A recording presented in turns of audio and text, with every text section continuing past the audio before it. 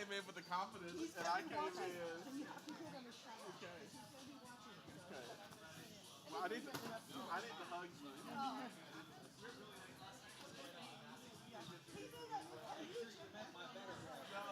All right, friends, good morning. Welcome to Exploration Sunday. Oh, there's just so much love in the room right now. I'm looking around, seeing a lot of hugs happening. I'm so glad to see you all. I'm going to invite you to come on in and find a seat. We're going to get rolling with our morning. Welcome to those of you coming in. Find a seat. It is Exploration Sunday. So on the first Sunday of the month, we have an opportunity to exercise our spiritual curiosity by exploring topics that affect our lives and our communities. And today is no different, so I'm really glad that you're here. My name's Christine, and I am one of our pastors here. Pastor Mike is in Ireland this morning. He worshiped at a Presbyterian church that he sent me a picture of and sent his love and just said to be sure, sent his love to us as a community and wanted to let us all know that he's thinking of us as we gather this morning. And we're going to hear more from him later this month. He's going to be preaching as we're stepping into Blessed Are the Peacemakers. So I think his journey in Northern Ireland is going to have a lot to say about that for us. If you are just joining us, I invite you to our Connect table where we have information, mostly our Connect card, which if you would like to hear about what's going on in the life of our community, that's the best way to get connected. Just fill that out, and then Mike or I will reach out to you, get to hear a little bit more about who you are and your story, and share a little bit about who we are as a church family, and get you connected to some of the things that make sense for you to be connected to. I am going to just share a few things that we're doing this month together as a church family.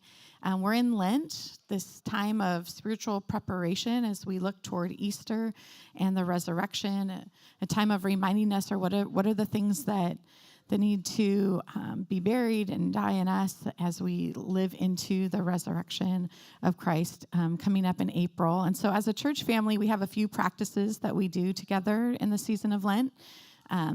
This year, we're doing breath prayers, so those go out in an email on Mondays. They come out Monday morning, and there's a download that you can put on the face of your phone so that when you go to grab your phone for whatever reason, you go, oh, I'm going to say a breath prayer instead of opening up whatever app situation I was going to open up. And that's just like a reminder as you're going throughout your day to connect and draw near to Jesus. So we have the breath prayers coming out every week. And then on Wednesdays, we fast from food together. So the idea is we have dinner on Tuesday night, and then we fast from food until Wednesday dinner. And so if you're able to join in that, I know some people have different limitations and restrictions. And so we invite you to find ways that you could participate that work for you. But those are some of our practices together as a church family as we look toward Easter together. And then additionally, our monthly formation practice this month is, as we practice silence, stillness, and solitude, is to put down our phones after dinner and not pick them up until breakfast. And so that's our monthly practice that we're challenged to step into and finding freedom. And it's been fun to hear everybody's different stories of what that challenge has been like, and how other things that you have been finding to connect with your people or with the Lord. And so it's been cool to hear some of those stories as well. Okay, I have a good partner announcement that I'd like to share with you. So we share this space. We're a member here at Fieldwork in this co-working space. And on Sundays, we share this space with another church. Roots Community Church comes in after us. And so the good partner announcement is this. If you have children, please pick them up by 10:30. There's a few things. One, our kids ministry the serve team are back there, and they're also tasked with cleaning up before Roots can come in. And so let's be good partners, get our kids, and then we can continue visiting out here on the patio. And as we visit out here on the patio, let's remember to respect that area as well. And if you have children, I know it's hard. We like kids to run and play, but let's be respectful of our plants and try not to have our kids uprooting and pulling out the plants while we do that. So that's our good partner announcement for the day. Thank you. Thank you for your attention to the good partner announcement. All right. The last thing that I want to share is our opportunity for giving. This also is a part of our formation in the way of Jesus and being for the health of our communities. And so I invite you to give online, or there's the box that you can give at the Connect table. And this is part of our practice of releasing comfort and control and trusting that God is, in fact, a God of abundance and will provide for us in every way as a church family and in our personal lives. So I'm going to take this opportunity to invite up our artists that are going to be sharing with us. On Exploration Sunday, we have a space of worship where we highlight different artists in our community. And this is our opportunity of saying, like, we understand worship in a variety of ways and mediums and ways that we can use our gifts to glorify God. And today we have a group of gals that spearheaded the creation of our backdrop. And so they're going to come and share. Devin, Molly, Jess, come share with us your vision. Hey guys, I'm going to start by talking about the graphic, which will hopefully be up here. Oh yeah, we're going to start with the graphic. We'll come back to the pictures, I'm sorry. Anyway, when I first was visualizing Draw Near, I was given the same context as all of us here on the first Sunday, when Jesus went up to the mountainside and sat down and invited his disciples to sit with him. So first, when I was visualizing that, I was thinking, well, hillside, obviously. And then I was also just envisioning this like close group to Jesus, this group that was, yes, there was a crowd, but there was a group that was closer and a group that was more intimate and like a group that could lock eyes with Jesus as he was delivering this sermon. So I was just thinking of this like proximity and the hillside. So as I was working on our graphic here, it started with the colors of blue and green to go with the hillside, of course, and blues and greens are just colors that represent peace and a depth. And then there's also, as you can see, or maybe it's hard to see from even here, but there's a cross-stitch element to this. The font is in cross-stitch and the chairs, and I was just thinking of cross-stitch as something that is kind of like, you have to be up close to do that. You're like hands-on, you're like really up close with your work, and it's just super tangible. So there's that, and then next are these 4 icons in the corners, and these I drew to represent our different quarterly practices throughout the year. So we've got silence and solitude with the chairs, and then with the book, we'll be doing scripture reading as our next formation practice, and we'll be doing service as a formation practice, which is represented by the pitcher and bowl, and then prayer as another formation practice, which is represented by the hands there. And then I'm going to pass this over to Devin to talk more about where we landed or how we got to the chair imagery. Okay, so Molly and I and Jess, we had like a collaborative meeting to talk about how we were going to visualize this theme, and we all were in agreement about the hillside situation, and we sort of talked around for a while like how else we could visualize the invitation of drawing near, and what could show an abstract concept like radical presence.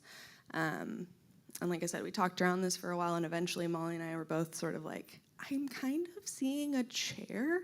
Like that's the image that's coming up for us. So I'll just talk a little bit about that and then about how we're sort of layering those together in the backdrop. Yeah, like I said, this theme really strikes me as an invitation.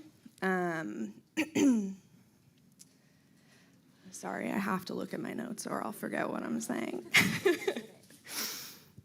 And so the chair for me sort of represents that on a number of levels. It could be a literal invitation, to have a seat, to literally like join me, be still with me. But it's also an invitation to rest, to comfort, and I think a level of intimacy. And then I also think about the chair as a visualization of time passing, somewhere that you might be for a while, to stay a while in someone's presence, perhaps. The lone chair at this point in time, we just really have the one chair, in keeping with our first formation practice of stillness and silence and solitude specifically. And then you'll also notice that we layered it with a couple images from our previous years. The graphic that Molly designed includes the chairs from Forming as Family. The Releasing Hands of Jubilee are carried over as well. That represents how we haven't stopped experiencing these themes, even as we enter into radical presence. But this developed really as a collaborative effort. You can see some images up on the screen of how we had a big group working together on painting this at Creative Commons, and while there was a big group doing these larger panels, there was also a smaller group painting these individual landscapes, and so we have a layering of different interpretations of this, what it looks like to different people in our community. And yeah, I think we're hoping to maybe continue to add to that, and Jess could speak to that a little bit. Yeah, so last year with our Releasing Hands project, the beauty of that backdrop was how it evolved and changed through the year, allowing creatives and artists in the community to really reinterpret the images in new ways. And so our hope is to kind of invite that same sort of evolution again this year. And I've already been reaching out to some of you, but also if you're sitting here and you're thinking, yeah, I've got an idea brewing, please come find me.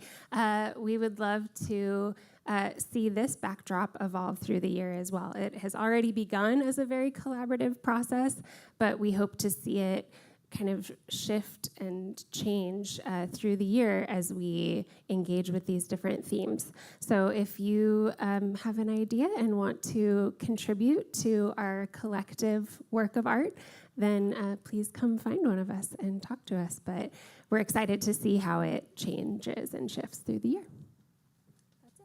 That's it.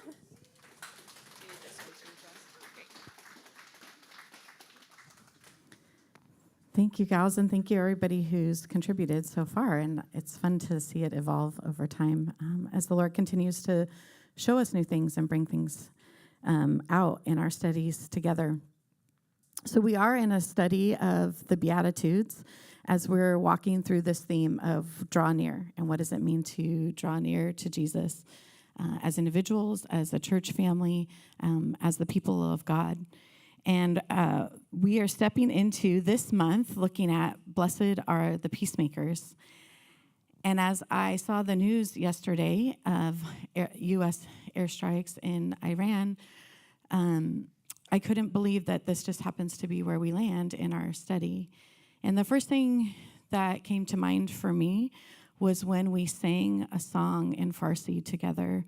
I think it was 3 years ago now, we sang a song in solidarity with those fighting for freedom in Iran. And that song came to mind of us singing that together in solidarity. And then I also heard the news of a school being bombed, and I thought of those who we were in solidarity with, of wanting freedom from an oppressive regime, and then also hearing about children being killed. And I woke up this morning just saying, what does it mean to be a peacemaker in the way of Jesus? We are wrestling with this actively as a church family today. And so I'm really grateful that we're in this wrestle together as a church family, and I'm really grateful that we're studying this. There was a group text going around that I'm on with pastors in Costa Mesa, and Pastor Todd from Holy Trinity Church, the Reverend Dr. Todd Pickett, who was one of our exploration speakers earlier this year, he offered up a prayer for us to pray as the Church of Costa Mesa. Just said, I'm going to pray this at my church. I invite you to pray it at your church if you want. And so As we go into our time of study this morning, and before our speaker comes, would you just pray with me as we pray a prayer with our other brothers and sisters in Costa Mesa for our world today? O God, creator of all, whose Son came for the salvation and rescue of all humankind, and whose kingdom one day no sword will be drawn, defend those who are vulnerable and in danger this day. Send them your aid swiftly in their time of need, and protect those who now find themselves far from home and safety. Give to the leaders and emerging leaders of the nations fear of the Lord, seeking no wisdom but yours alone, seeking no kingdom but the kingdom of God, until the earth is filled with the knowledge of your peace and love, through Jesus Christ our Lord. Amen.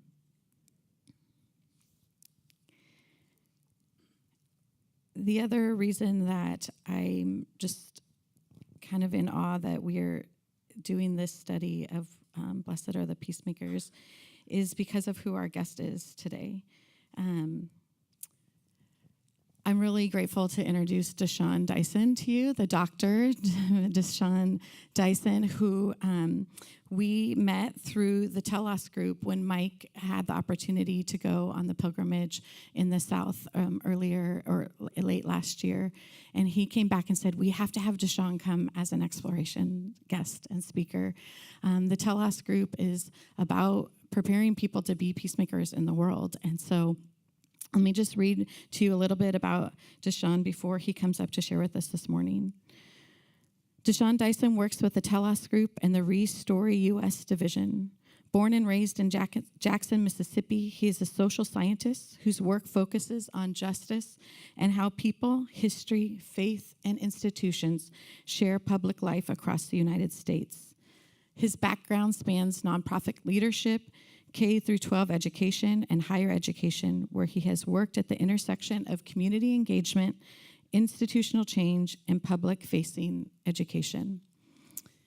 That is an impressive background, but let me just tell you this. Within 10 minutes of arriving, DeSean said to me, so where in relationship are we to where Arrested Development happened?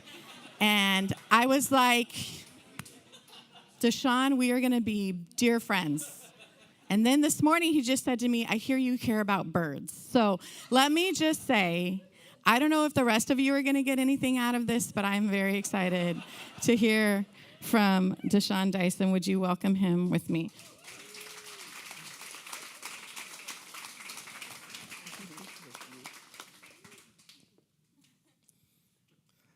So I was quoting like Mother Boy and stuff on the way home last night, which is super inappropriate for the context. I'm really happy to be with you all, even in the context of all of the things that we're thinking through.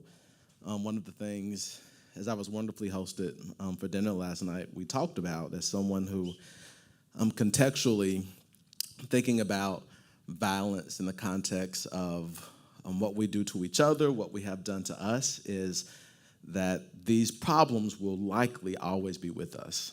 You know, on this side of heaven, that we will not scheme or plan or movement or activists or pray necessarily ourselves out of conflict. And so what does it look like for sustained peacemaking in the sense that we are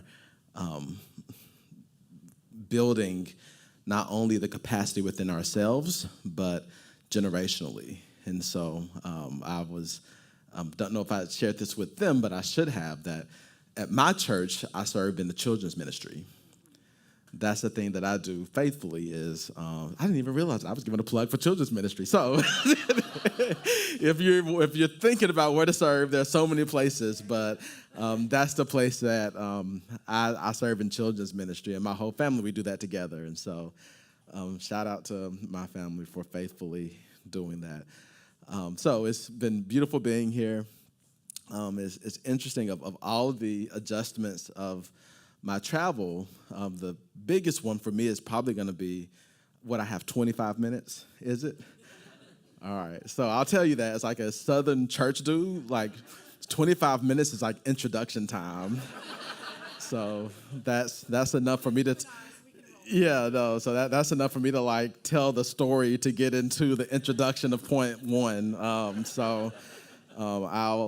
do my best to really like get at the heart of like what we're all dealing with today is how do we draw nearer to Jesus in the context of thinking through, which I'm very thankful for, even in this, an opportunity that I've been given through you all to revisit the Beatitudes, to revisit how I saw even in the resources that you all shared, which I went back and watched the Bible Project and some of their things and their podcasts that I didn't even know they did one. I don't even like podcasts, and watching and thinking through some of the things, but of imagining like how Jesus curated. So also musical theater plug, thinking of, Jesus' followers and contemporaries thinking like there's got to be a better way for you to get this message across than these people who are not the most socially relevant, these people who are not the most impressive. And the things you're saying, like there are more like powerful, compelling, articulate. Like you're literally, there's a term that I'll sort of come to later, which of literally sort of this upside down way of thinking, but not in the sense that we're talking about. And so you have Jesus, who we're thinking of how to draw near to, but I'll tell you personally my approach and sort of my story that I tend to picture myself as a radical drawing near to a radical Jesus while forgetting the thing that makes Jesus radical is the fact that I totally don't get him. Is that I always tend to position myself in proximity to whatever Christ is doing in the world. And I have to be reminded that no matter where I am, what Jesus is doing is totally disruptive to how I'm viewing what's happening. And so as you all have looked at Beatitudes, I think that you all have some sort of staple scriptures that you have leaned on, and I'll start with those. And Matthew, we're thinking specifically, blessed are the peacemakers, for they will be called children of God. And you have this juxtaposition of what is blessed. So as a Southerner, that's something I've learned. So I work in a DC-based, organization, and that's something I have a sensitivity to, but I also want to be authentic, that like language matters. And so if you ever come to the South, like we're going to bless you so many times. We're going to say, these words and that word. And it's something that I've come to peace with, that like, folks are being the best they can. Like if you were to come to us, like you may say something offensive. If we were to come to you, like it kind of cuts both ways. But that's the thing about language, like the contrast is telling. And so like have grace with people. But Jesus is saying, well, let me tell you like what the true contrast is. Like when you say blessing, like it doesn't mean like, I hope your day is good. Like, I hope you're financially successful. Like, I hope that the thing that you've been wanting, I hope that you get that. Like, no blessing is quantified by something different. And he starts giving, like, what are these quantifiers that, again, for someone like me, start totally disrupting reality. And I'll get to that disruption in a second. So we see, blessed are the peacemakers, for they be called children of God. Blessed are those who are persecuted because of righteousness, for theirs is the kingdom of heaven. And that's something that I can tell you for me, that as I sit and worship, as I've had a growing sensibility around a global church, like as we sit here and we worship, and this isn't to undermine like that, we have real struggles, that there are things that individually, mentally, physically, financially, that we may be experiencing. It's something that, we talk about even being in the midst of, one of my favorite shows, Arrested Development, that sort of, it makes fun of like extreme wealth and the problems they have to invent for themselves. But like in reality, a lot of those folks sort of like lend their voice to, like if I could tell you that this doesn't fix things, it doesn't fix things. And so to on one hand, know the reality of like it doesn't erase things, but then to also have a world that gives you accessibility to the images of missiles dropping in the churches. To know that when I send my child to school and I'm perplexed and I'm distraught about like the level of education, about their future because of the choices that they might and might not make, like missile through building was not the thing that I thought of this morning. And so that the persecuted, that there's blessing and that there's something about God that they will be more near and understanding than we are is something that makes me realize that my definition of radical is not close to Christ at times. It's something that's still very much emergent. And so I want to look at Acts 17. And again, this is a place where I think I very easily locate myself outside of it, but I want to do the investigative work of like what might this be saying to me is when am I throwing sort of a full fit because the ways of Jesus aren't lining up to what I expect the world to be. So we've got Paul doing ministry, showing up, and speaking in a way that's aligning with how Jesus is, and there's one translation, turning the world upside down, but I think in the Message, I like the full like fit that this one tells more. And so we have Jason, who is housing Paul and Silas, it looks like. And they broke into Jason's house, thinking that Paul and Silas were there. When they couldn't find them, they collared Jason and his friends instead and dragged them before the city fathers, yelling hysterically, "These people are out to destroy the world. And now they've shown up on our doorstep, attacking everything we hold dear. And Jason is hiding them. These traitors and turncoats who say Jesus is king and Caesar is nothing." So last Sunday, literally, I taught in children's church about Adam and Eve. And it was just like, one of those proud teacher moments. So I was like a K-12 teacher. And if you've ever done that, like you love the moment where like everybody gets it. And it was this moment where all the kids get it. And I was like, so what did the serpent say that you can't eat? I was like, nope. I said, what did God say? They said that you can't eat anything. I was like, no, God didn't say that. I said, God said you could have all these things, but we tend to like reduce the promises of God to like make it sound like we have all these limitations. Well, a very similar thing happens here. That Paul shows up and he's proclaiming Jesus' kingdom and how it is revolutionizing how they're to actually see the world. And they go to Caesar is nothing. Like, we absolutely are hearing that every system and structure that we have, he is naming specifically and saying that it is all to be thrown away. And what's interesting is we have like scriptural evidence of Jesus saying, let Caesar have what's Caesar's. When they put Jesus before the political courts, what do the courts say?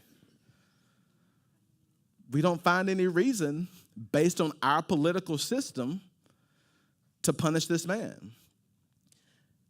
And so this idea of what does it mean to be revolutionary, but also to realize that the energy around meekness, around peacefulness, around residing and being near to the lowly is something that, like, that's what actual, like, when lived out, like, is so radical and is so disruptive that it can feel like an actual hostile attack against systems that are built around the opposite principles. And we don't have to name it as political. We don't have to say it's political. We'll get to that. But just to be earnest and honest and consistent in following Christ will land us and landed Paul and Silas and anyone in their proximity in a position where these accusations showed up. So I'll tell you more about my story. I remember being a kid. I'm about halfway there on a time check. I told y'all I needed like 15 minutes just to get in there. I grew up in West Jackson, which at the time was probably one of the most dangerous communities in the United States, had in a city that historically had crime issues. My zip code had the highest murder rate in the city. And I often don't talk about it because I don't like the feeling of like, the crime fetishizing of, the thing that people do. But in this context, I think it's important because we would have missionaries that would come from all over the country to do VBS in my neighborhood. And I can remember going through different seasons of how I felt about that. First, it was the yay, there are people here season. They're coming to play with us. They've got money and resources. We're at the skating rink. I usually wouldn't be at the skating rink. Like, this is fun sort of thing. Then I remember getting a little bit older and realizing, like, why are they here?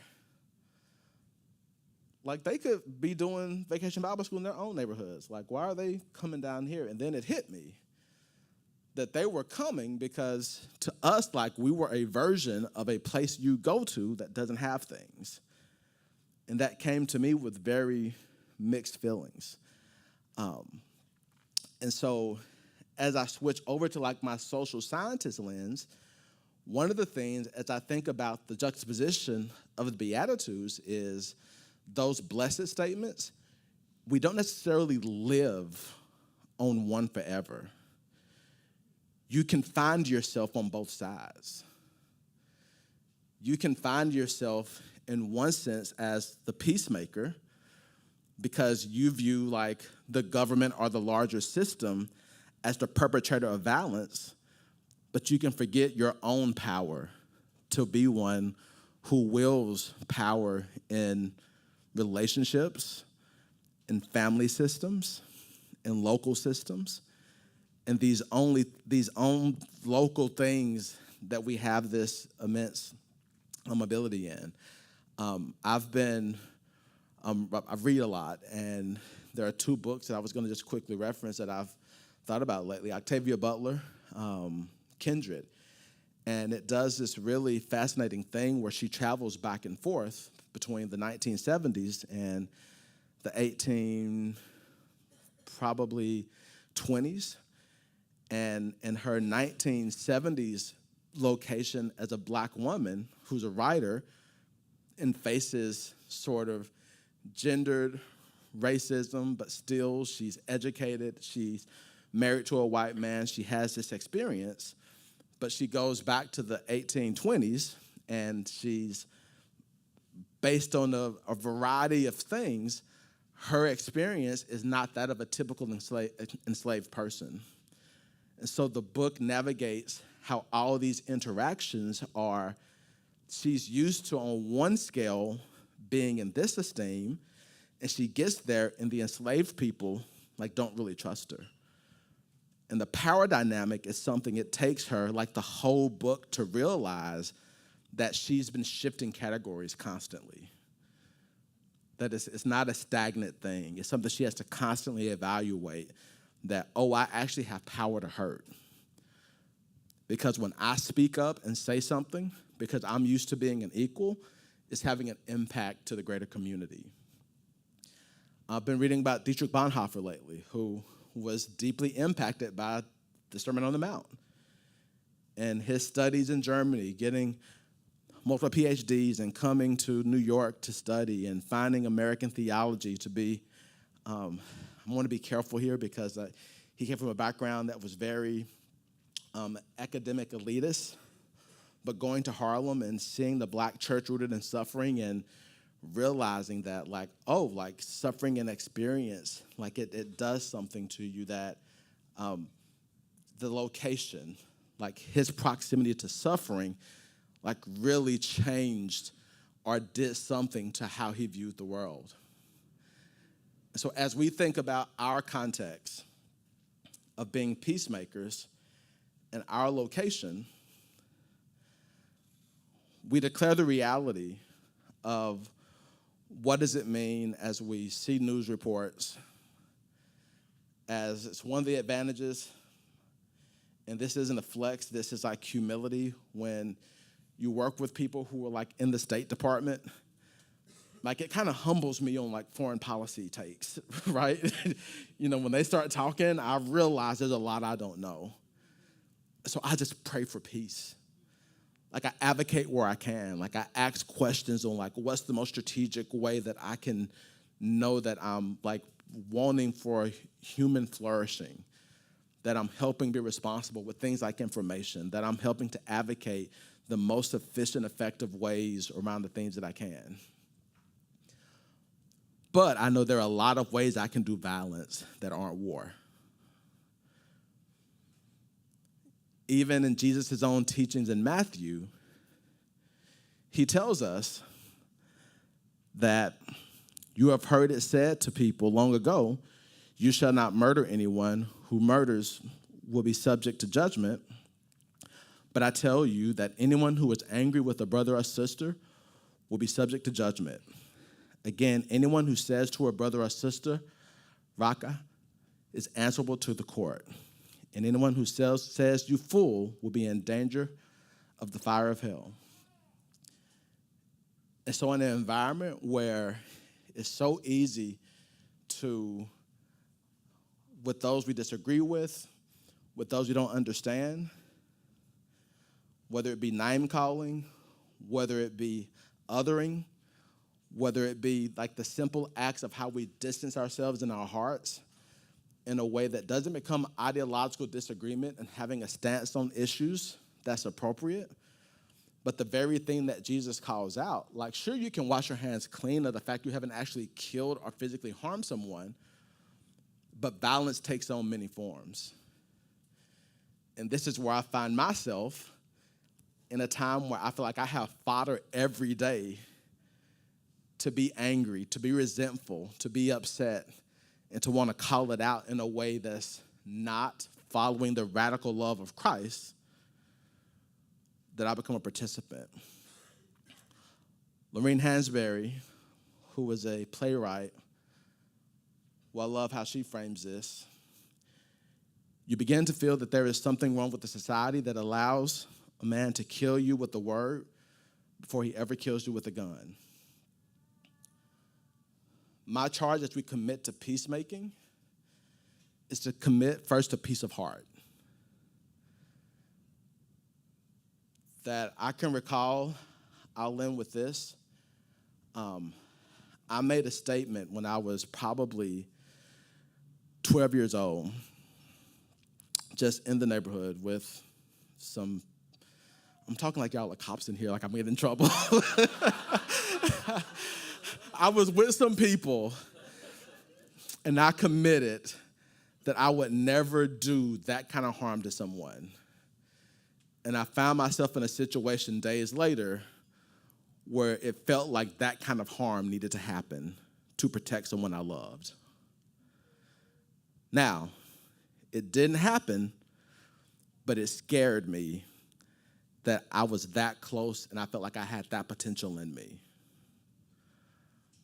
I think radically following Jesus is the idea that we lay down everything in the pursuit of peace, because blessed are the peacemakers, that they're on the side of every decision, every point of existence, radically committing to following Christ above all things.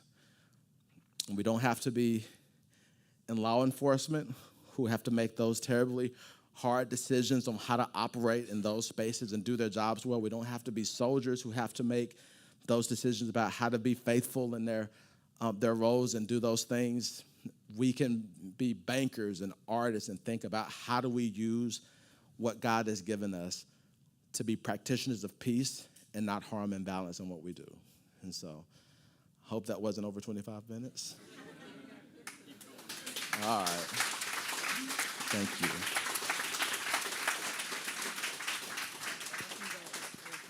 Thank you so much. I'm going to just scooch this out.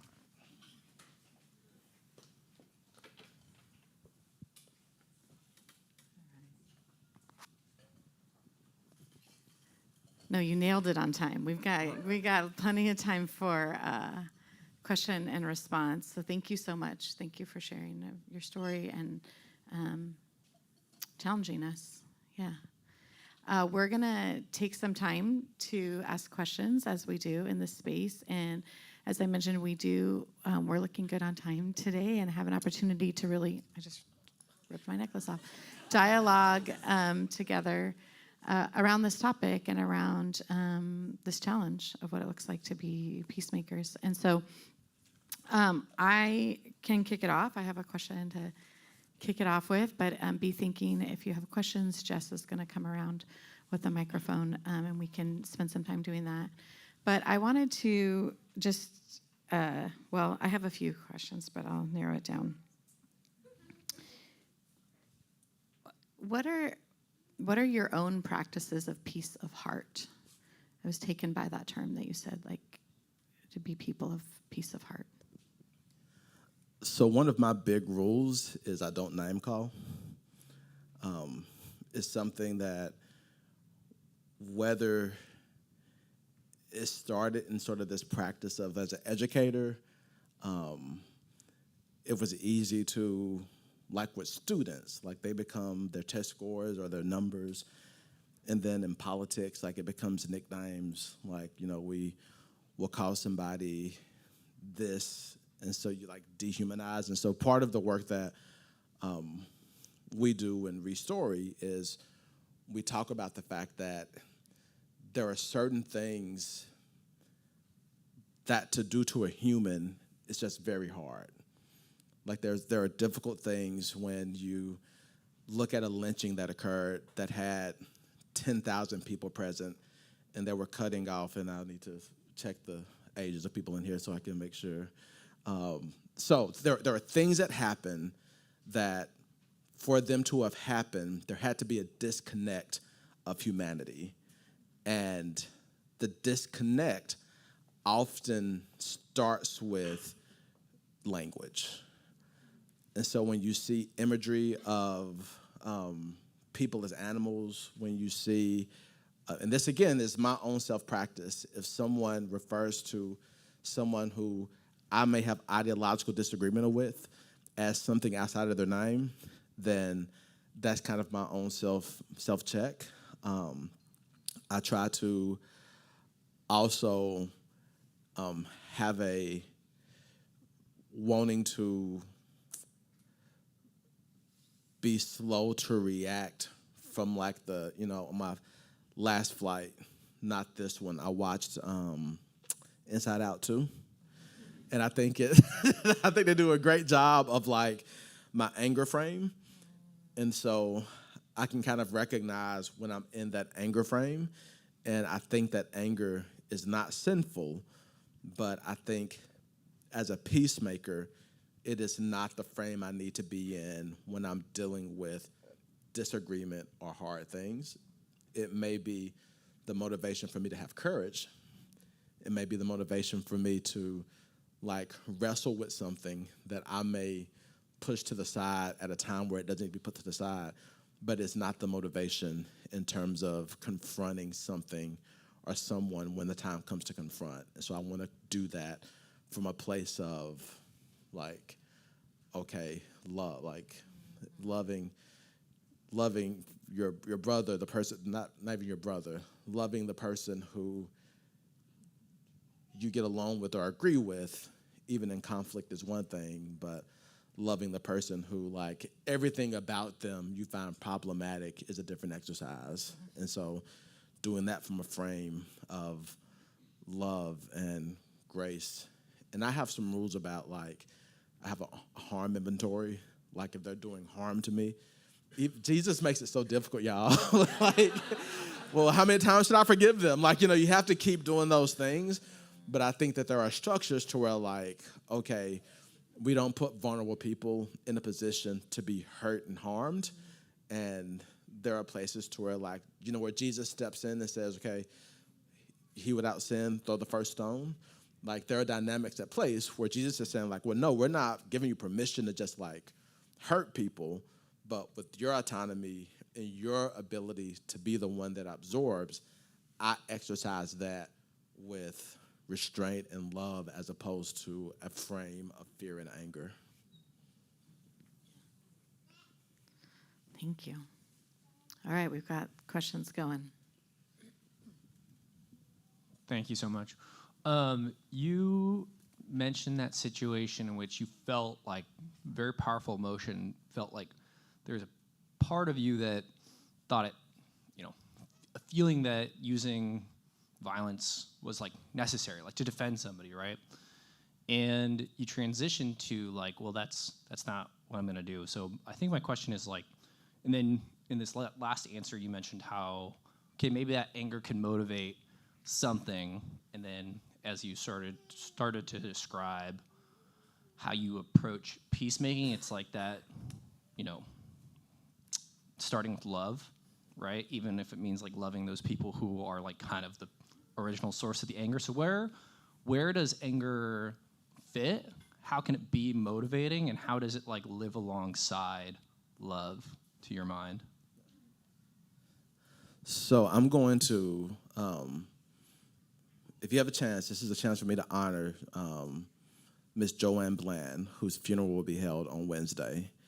And I'll be in Selma maybe, if I can get back and like get myself together and drive out. And we go to Selma, to the Selma Center of Truth, Nonviolence, and Reconciliation. And we do is something that I want to plug nothing. That was important to me, but we do nonviolence training there. And one of the things they do is they diagram for you violence versus nonviolence, and it makes the point that there are things about violence, the energy, the result, that if you were to look on the board and you were to count them, like there's a reason that people are captivated by violence. There's a reason that when people are able to like co-opt and use the mechanisms of what violence can get for you, and they can code it in a way that it's not explicitly violent, is very powerful. There's a reason why people like Dr. King and Dr. Lafayette, some of the people who were the architects of the nonviolence movement, no one said that these men and women were passive. Mm-hmm. No one said that they weren't courageous and they didn't walk into very tough situations. They were just very strategic in saying, this is an aspect of action that we're going to take away what is historically considered violent, and we're going to make it direct and nonviolent. And so I think it's a matter of, we tend to associate violence with action, and it's a matter of reorienting our brains and saying that nonviolence can be just as purposeful, just as direct, but it's got to be strategic. And that's one of the reasons that the U.S. South has historically been like a proving ground for these kinds of movement. They weren't down there because they were brave. They had to, they'll tell you, so Ms. Bland talks about when they were down there doing the trainings, like they would take you to churches and they would put you on the ground and they like have people like, here's what it's like to get kicked in the head. If you're going to fight back, you should not be on that bridge next week. In Mississippi, where I'm from, they would take you to these college campuses, and they would have people hit you. If you're going to fight back, you should not come with us, because the power that we need, the energy that we need, is the energy of someone that knows that when the news gets the footage of them hitting you and you resisting, that's going to be so much more powerful than you turning around and you punching them back. Because the second you do that, they're going to say, these folks are antagonizing the world, they're causing the scene, and it's going to become so clear when you don't fight back how purposeful, how resolved you are. And so there's a strategy and discipline to it, but you have to name it beforehand. You have to be intentional, which is why I love how Inside Out, it shows, I love the language of who's at the wheel. If anger's at the wheel, then that's not discipline. If you've got love and compassion and you're being strategic, then it makes a world of difference.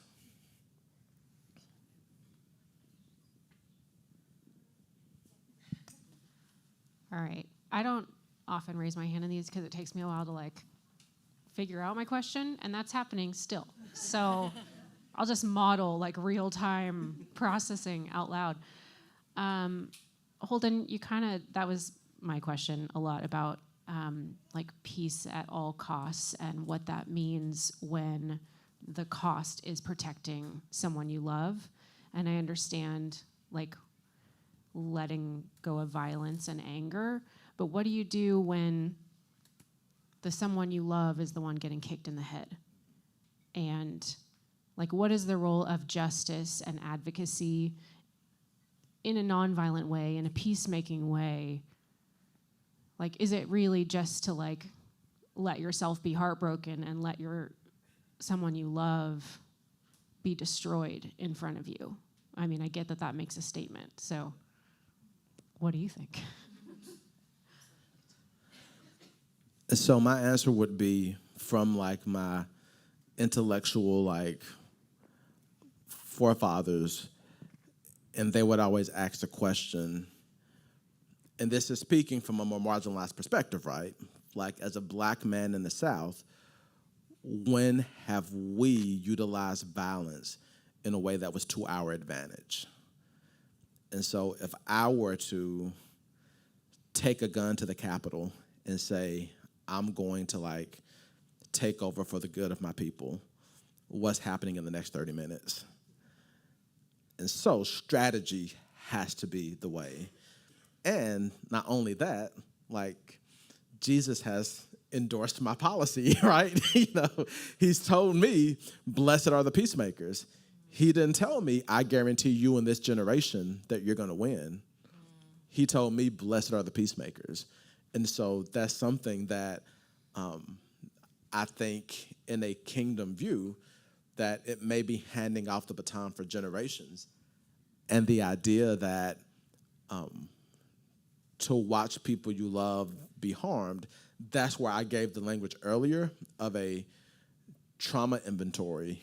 And it's why there are people who have power to, in all of these cities, in Selma, there were white pastors, there were white women citizens who came to these events because they recognized their very presence changed everything. That people were going to respond and react differently because of their very presence at the events. And so the commitment has to precede the action. And then once you're there, this was the thing that, folks like the Nation of Islam always countered the nonviolence movement with. The Black Panther Party early on, a lot of so I did a Black History Month post this month, a little insider information for you.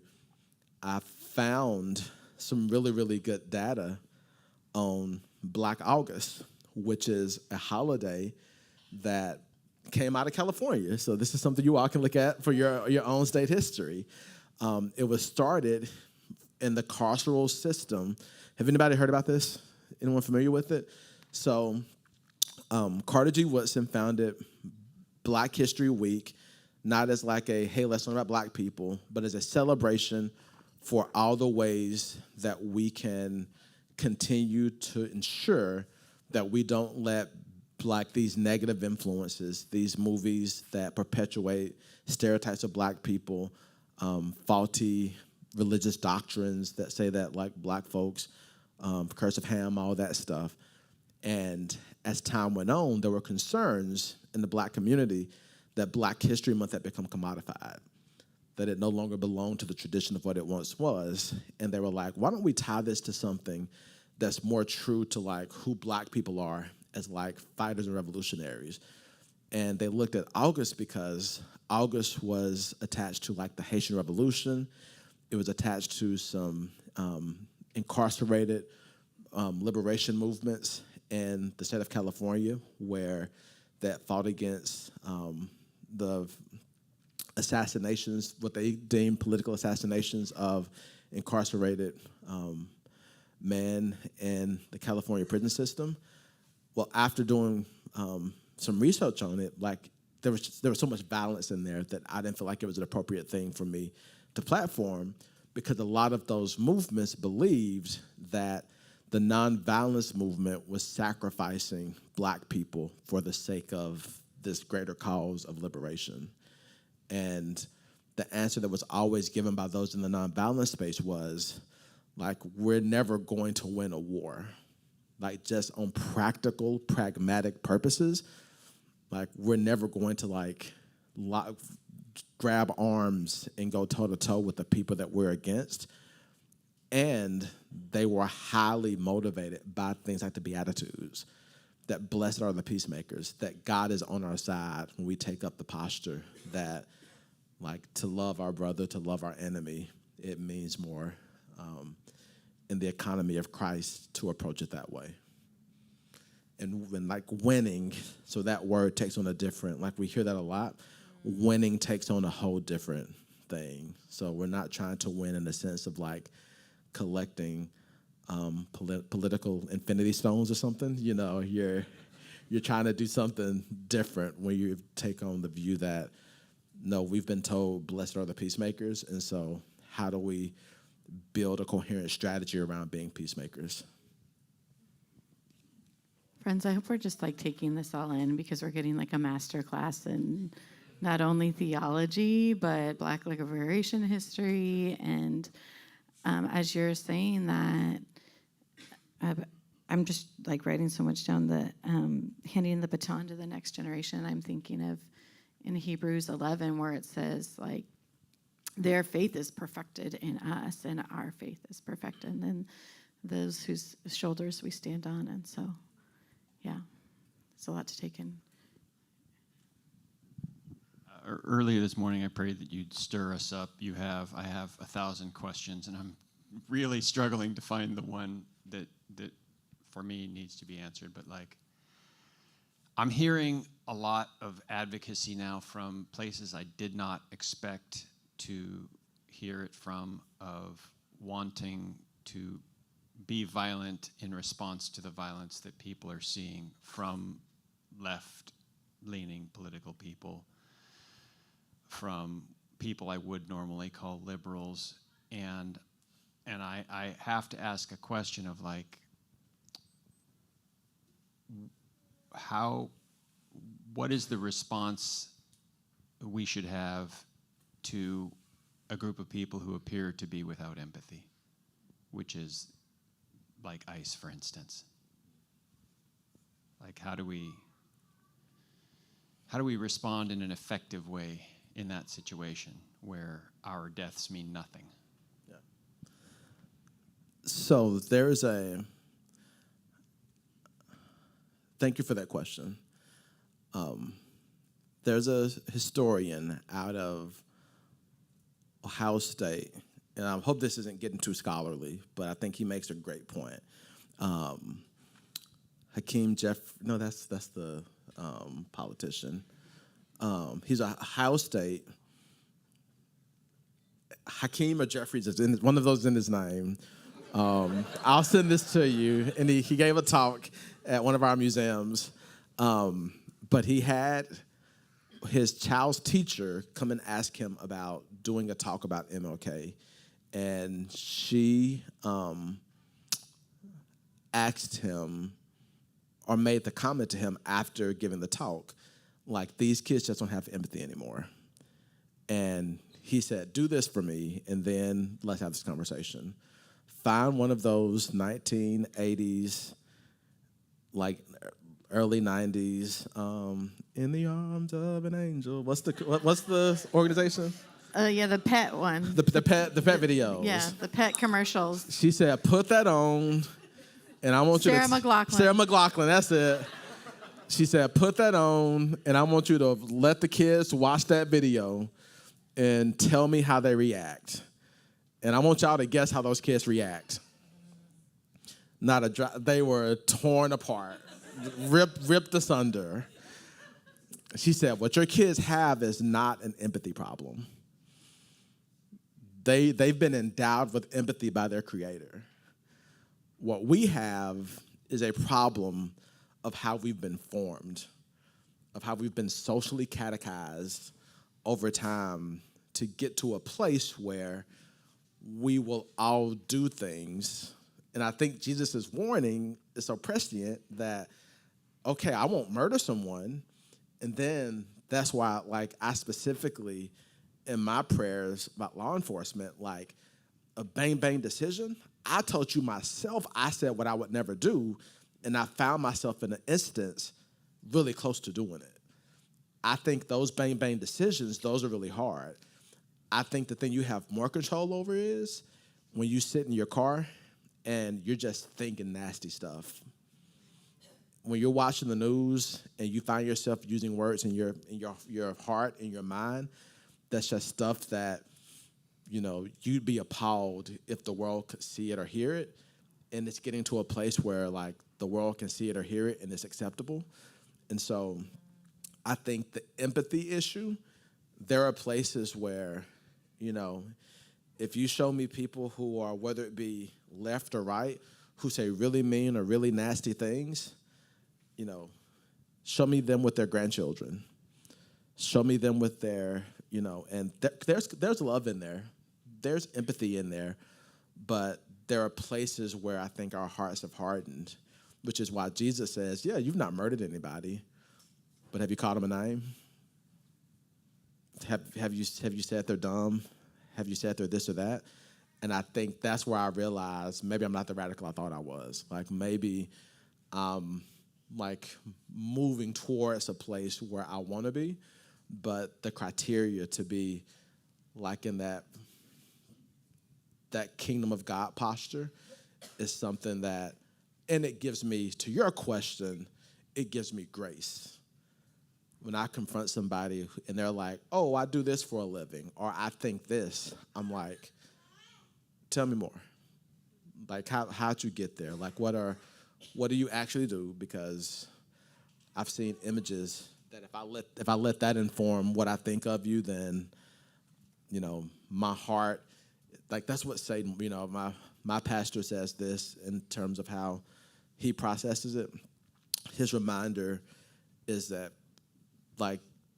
Satan wants us divided. And so the first thing that every tactic is going to do is to, drive my heart to, the worst possible thing to believe about people. Now, there's a reality behind things you're saying.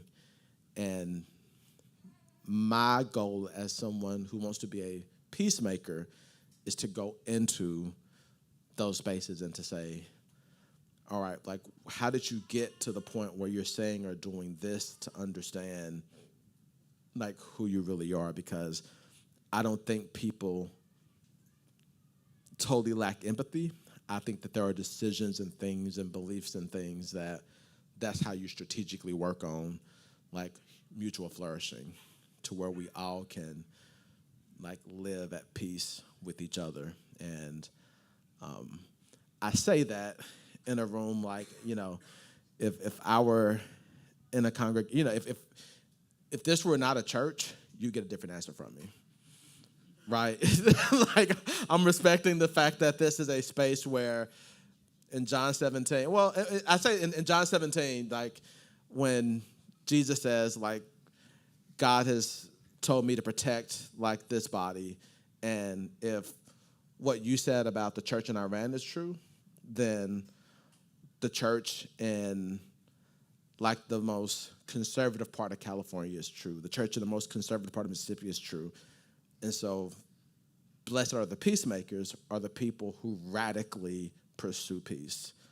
not who radically pursue peace along ideological alignment for the people who I can tolerate. You know, it doesn't, all those caveats don't come with it. It's blessed are the peacemakers, they will be blessed. And feel free to challenge me if you hear something that you're like, nah, I ain't rocking with that. Hi, good morning. I'm back here. morning. I'm not a cop, and I just want to get that out of the way. I don't think there's a cop in here. That's what a cop. It's what a cop That's would total say. cop behavior, but proceed. Go on. I'm curious. Oh wow. Oh, thank you. I'm so curious. You were talking about VBS, where you grew up, and how you felt very differently at different ages when you experienced it. And I wonder, in your experience, do you feel like that engagement did more good than harm?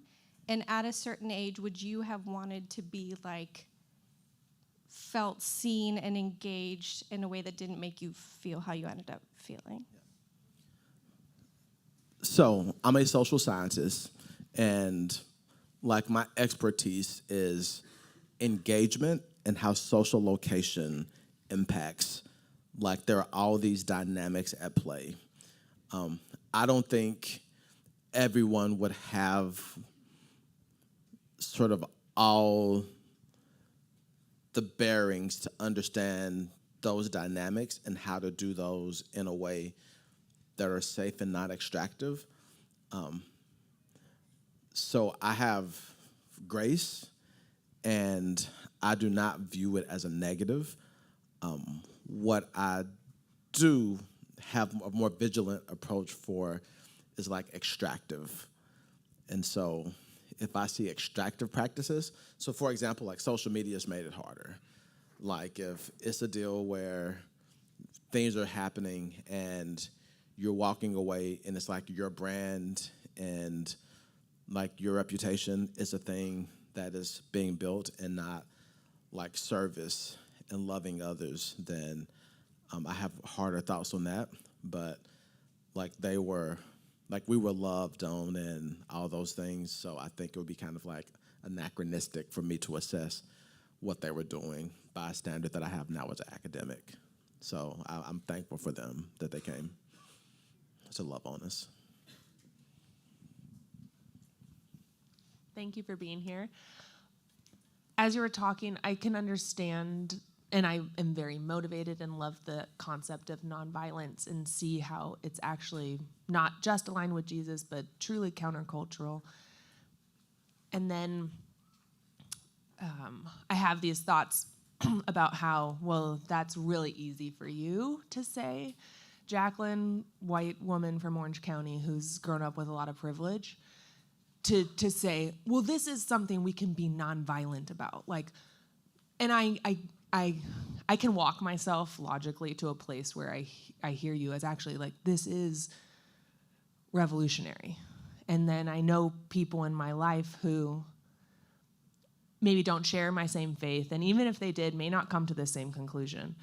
And so can you talk to me about like what that looks like with people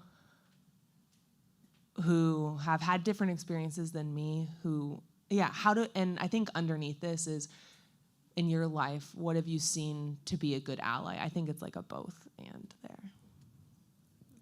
Can you flesh out the second, to be a good ally in terms of? Well, it's hard. I guess some of my mind is going to a lot of racial equity thoughts, but what is peacemaking working towards in general? You talked about human flourishing, so I think I'm motivated by that concept.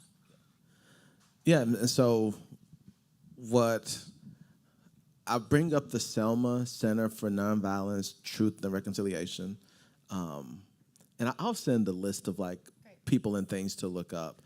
And one of the things that they denote is like nonviolence versus non-violence. And so there's strategy and intentionality to it. And so it makes sense that like me giving you a passive call to not be violent, you're like, okay, like I won't fight people, but I didn't plan on doing that anyway. So you're like, I feel like I'm on the right side of that. But then when I'm like, okay, but like there's violence that's not direct violence, like cultural violence, like systemic violence that we may be participating in. And as we become more educated in those types of violence, like how certain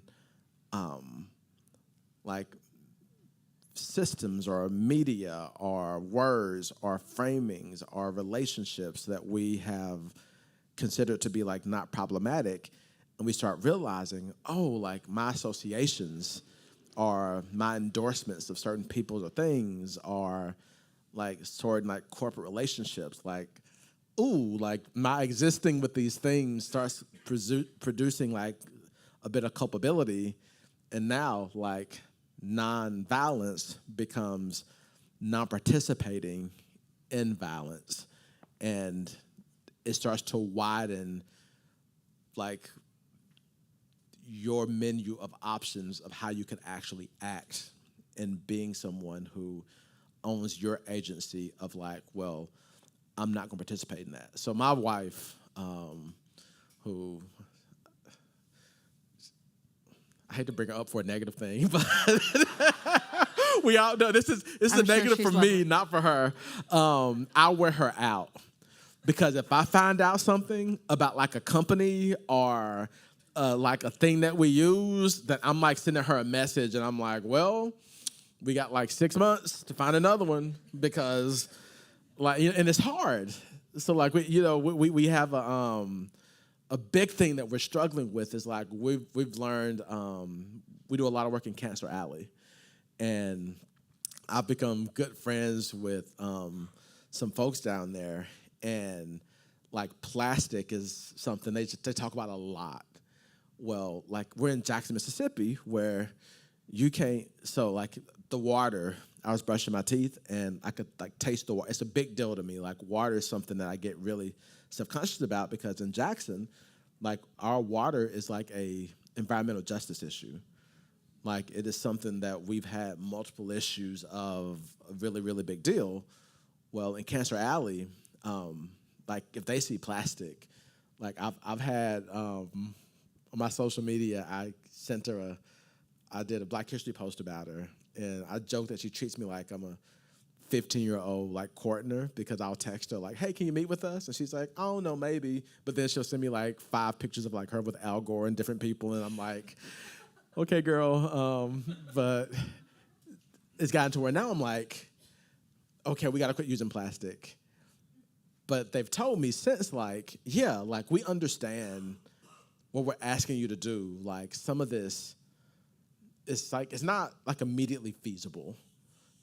Like it's hard to do some of the stuff, especially in communities that have limited options.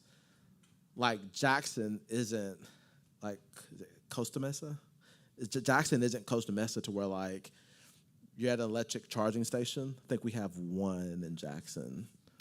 You're not using bamboo forks and so yeah, no. So I got like our straws yesterday. I noticed that like we had like, so there are just things that like your well again you start noticing that because our options of how we can like use our agency and use what's at our disposal are different. And so for me, like I use my mind, I use my lived experience. I use a very strategic way to combat the things I know, where there may be different things at your disposal in terms of like economic choices, in terms of network, in terms of like your agency. And you kind of do an inventory of that and say, okay, here's what I have at my disposal, and I can use those things. And some of it is, I think a big part that we undermined is that you may have the relationship or be underutilizing the relationship that could be creating opportunities for others. And so there may be people around who, if they had the amplification of your voice and resources, then they could be doing more, but they're missing sort of the thing. They're like Joanne Bland, who was like the 4th-time missionary today, going to her funeral on Wednesday. Like, she has this big puzzle on her building that says the missing piece is you. Like, the thing that is missing from some big movement is, like, there were people who were driving folks back and forth because they were like, if somebody hits me, I am fighting. Like, there is no question asked, but I'll cook for you. Like, you got somewhere to sleep because I am going to tear the room up if they put their hands on me. And so everybody found their place. And it's a lot more strategic than like heart and Philly. So the fact that it's making you think, like, I think that's what this kind of work should do, is kind of do an analysis of, you know, what are my passions, what are my skills, what are my gifts, like, what do I have, and how do I use that to bless the kingdom and to be relevant in the context I'm in now. And I think, I'll say this, and like, family system to me is another one. I think people often feel like they're missing out by the time they're devoting to their family system. And I'm like, we're going to be doing this work for generations. And so for people who are in this season devoting time to their family systems, like, praise God for it, because in 50 years, like, when, you know, how I'm 40, so I won't be here in 50 years, but but my kids will hopefully be on the tail end of doing some really, really good work, whether they don't have to be out here like me, like, you know, trying to be, you know, activist leaders, but they could just be faithfully, like, doing good and loving people in a way that's transformative to the world. That's a beautiful wrap up to our time together here. I'm so glad that we had some good, solid time to have this dialogue. And I know there were still more questions that we didn't get to, so we're going to be out on the patio. You know, as good partners, we leave the building and go visit out on the patio. But before that, let's stand and say our benediction together. We've been saying, DeSean, this prayer of St. Patrick as our benediction for this season. So let's pray this together. It's on the screen. I want to see it. Christ with me. Christ before me. Christ behind me. Christ in me. Christ beneath me. Christ above me. Christ on my right. Christ on my left. Christ when I lie down. Christ when I sit. Christ when I stand. Christ in the heart of everyone who thinks of me. Christ in the mouth of everyone who speaks of me. Christ in every ear that sees me. Christ in every ear that hears me. Amen. May it be so. Go in peace, friends, to be peacemakers.